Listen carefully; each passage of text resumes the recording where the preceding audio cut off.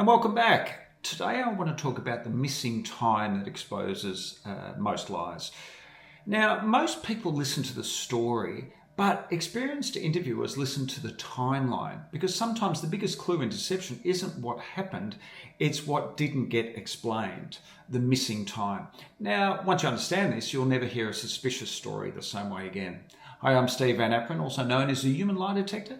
I've assisted on 89 homicide cases, including 2 serial killer investigations, and I travel around the world these days teaching government agencies, corporations, and other bodies how to detect deception, read body language, and improve negotiation outcomes. But before we start, just a quick disclaimer. No single behaviour proves deception.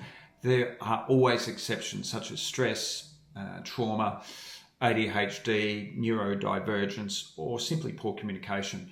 So we always analyse patterns or groups of behaviours, not isolated signs. And these are scan-informed observations, not proof of deception. Okay, let's get into it. One of the most interesting linguistic cues is missing time. I've seen this a lot in a lot of the interviews I've conducted. This happens when part of the timeline simply disappears. No explanation, no transition, just a gap. For example, imagine I ask, what did you do after work? And the answer is, I left the office at 5 and got home around 9. Hang on a minute, that's 4 hours. What happened in that 4-hour period? Now, maybe there's a perfectly innocent explanation, traffic, dinner, a stop somewhere along the way, a meeting. But truthful people usually explain gaps naturally without prompting because they live the experience. A truthful answer might sound something, I don't know, like this.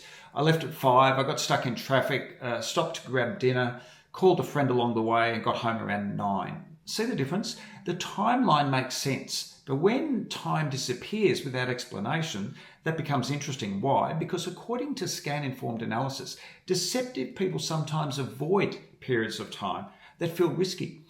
Those missing periods can contain uncomfortable actions, contradictions, people they don't even want to mention, or avoidance, or behaviour they'd rather avoid discussing.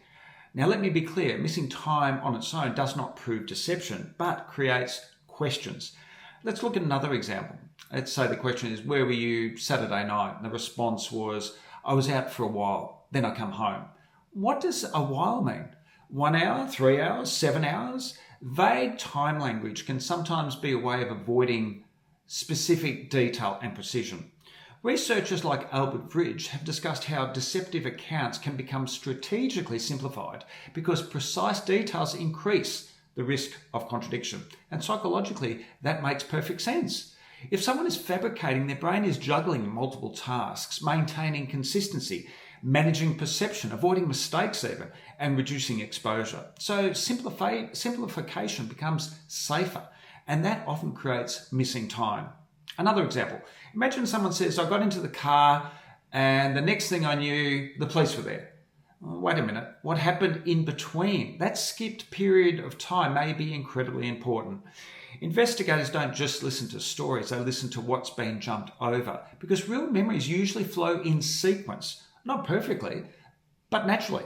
Deceptive narratives sometimes leap over dangerous moments. And here's another clue. Watch how someone reacts when you politely ask about missing time. A truthful person often fills the gaps comfortably. A deceptive person may be vague, defensive, or suddenly change direction. Again, not proof, but highly informative. So let's recap. Things to watch for. Unexplained time gaps, vague time references, skipped transitions or compressed timelines, and missing sequence detail. Because sometimes what someone avoids explaining exactly is where the truth lives.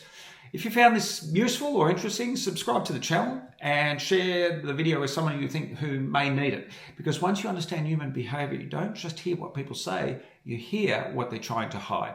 I'm Steve Van Apren.